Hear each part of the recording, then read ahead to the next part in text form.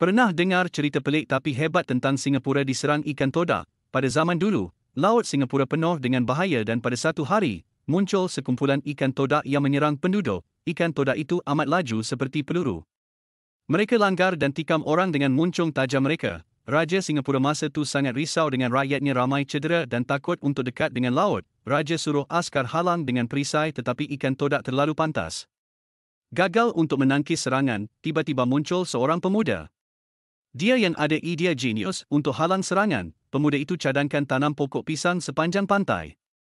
Bila ikan todak terjun, muncung mereka akan tersepit dalam batang lembut. Bila ikan todak datang semula, ZAP, mereka tersepit. Tidak boleh gerak. Rakyat pun selamat, semua orang gembira. Pemuda Tiu menjadi hero Singapura, tetapi raja jadi cemburu.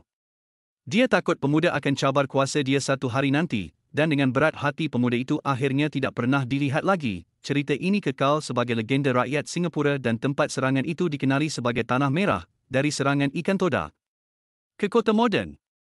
Inilah kisah epik yang membentuk warisan hebat Singapura.